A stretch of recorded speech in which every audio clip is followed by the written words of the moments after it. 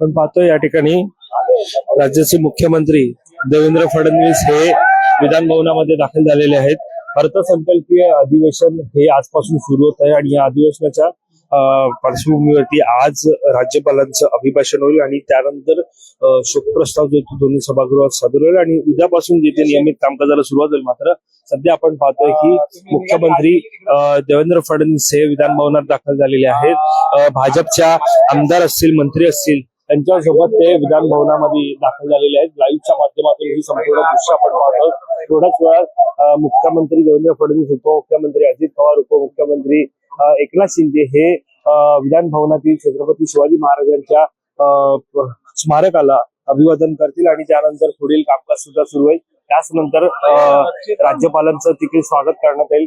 राज्यपाल CP राधाकृष्णन हे थोड्याच वेळात विधान भवनात दाखल होतील। विधान भवनात दाखल झाल्याच्या नंतर ते सुद्धा या ठिकाणी आपण पाहतोय ते छत्रपती शिवाजी महाराजांच्या स्मारकाला अभिवादन करतील। त्यानंतर स्वागत होईल, त्यांचं अभिभाषण सुद्धा होईल त्या ठिकाणी आणि या सगळ्या अभिभाषणानंतर कामकाजाला याची सुरुवात होणार आहे। सध्या जर पूर्ण दृश्य जर आपण तिकडची पाहिली तर आता थोड्याच वेळात हे आपण पाहतोय, आपण जर दृश्य पाहिली तर आता संपूर्ण आमदार असतील, अजित पवार आपण पाहतोय त्या ठिकाणी जाताना पाहायला मिळतं आपल्याला।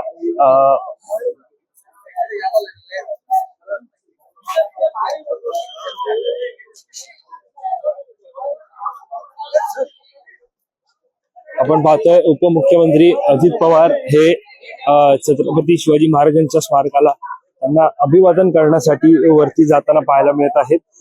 पूर्ण दृश्य ही आपण पाहत आहोत।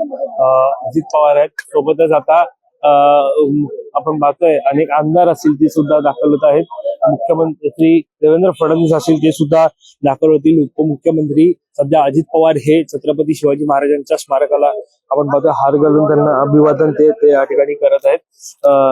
मुख्यमंत्री देवेंद्र फडणवीस असतील, उपमुख्यमंत्री एकनाथ शिंदे असतील हे सुद्धा येतील आणि छत्रपती शिवाजी महाराजांच्या स्मारकाला अभिवादन करतील।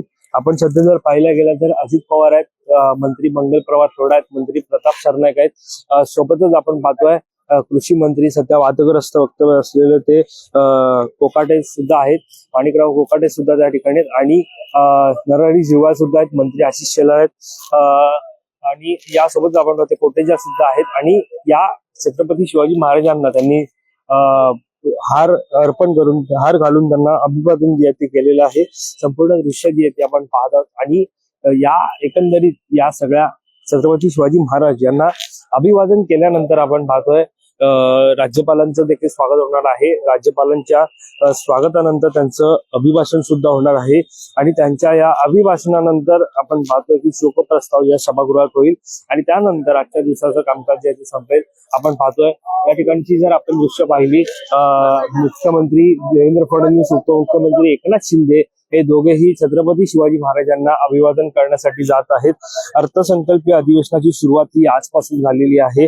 अर्थसंकल्पीय अधिवेशन खरं तर पाहायला गेलं तर ह्या महायुती सरकारचं दुसऱ्यांदा हे सरकार राज्यात स्थापन झालेलं आहे आणि सरकार स्थापन झाल्याच्या नंतर आता पुन्हा एकदा आपण पाहतो या ठिकाणी या अर्थसंकल्प जो आहे तो अर्थमंत्री असलेले अजित पवार सादर करतील। अर्थमंत्री अजित पवार हे अर्थसंकल्प सादर करण्यापूर्वी विरोधकांकडून या संपूर्ण अर्थ नसलेला अर्थसंकल्प असं म्हणत त्या अर्थसंकल्पावरती टीका करण्यात आलेली आहे। त्यामुळे निश्चितच आत्ताच्या या अर्थसंकल्पात नेमकं कशा प्रकारे नागरिकांना तरतूद होते, कोणती मदत होणे पाहणं महत्त्वाचं राहणार आहे। आपण पाहतोय मुख्यमंत्री देवेंद्र फडणवीस असतील, उपमुख्यमंत्री एकनाथ शिंदे असतील, उपमुख्यमंत्री अजित पवार असतील हे आता छत्रपती शिवाजी महाराजांना अभिवादन करताना पाहायला मिळतंय। संपूर्ण छत्रपती शिवरायांच्या घोषणा ज्या त्या दिल्या जात आहे। सर्व सत्ताधारी आमदार आपण पाहतोय, सर्व सत्ताधारी आमदार आपल्याला पाहायला मिळत आहे। सर्व सत्ताधारी आमदार हे वरती छत्रपती शिवाजी महाराजांना आपण अभिवादन करताना पाहायला मिळत आहे। एकंदरीत ही संपूर्ण दृश्य आपण लाईव्हच्या माध्यमातून पाहत आहोत। नुकताच जर आपण पाहायला गेलं तर शिवजयंती सुद्धा झाली होती आणि या शिवजयंतीच्या पार्श्वभूमीवरती संपूर्ण राज्यभरामध्ये अनेक कार्यक्रम सुद्धा जे घेण्यात आले होते। सध्या जर आपण पाहिलं विधान भवनामध्ये हे सर्व आमदार आपल्याला पाहायला मिळत आहेत। विधान परिषदेचे आमदार असतील, परिषदेचे सभागृहाचे आमदार असतील, सर्व भाजप, शिवसेना, राष्ट्रवादीचे आमदार आपल्याला या ठिकाणी पाहायला मिळत आहेत। त्यांनी नुकताच अभिवादन सुद्धा जे आहे ते केलेलं आहे आणि या अभिवादनानंतर ते आता नियमित कामकाजासाठी जातील. सध्या जर आपण पाहायला गेलं तर सध्या आपल्याला आपण पाहतोय मुख्यमंत्री देवेंद्र फडणवीस, उपमुख्यमंत्री एकनाथ शिंदे हे सोबत असलेलं पाहायला मिळत आहेत. संपूर्ण हे मंत्रिमंडळ एकत्र पाहायला मिळत आहे. अर्थसंकल्प राज्याचा आज सादर पाहतोय की एकंदरीत या अर्थसंकल्पीय अधिवेशनाच्या पार्श्वभूमीवरती हे संपूर्ण तयारी सुद्धा पाहायला मिळत आहे. 10 मार्च रोजी राज्याचा अर्थसंकल्प सादर होणार आहे. अर्थमंत्री अजित पवार जो तो अर्थसंकल्प सादर करतील. या अर्थसंकल्पानंतर राज्याला नेमकं काय काय मिळणार हे पाहणं महत्वाचं ठरणार आहे.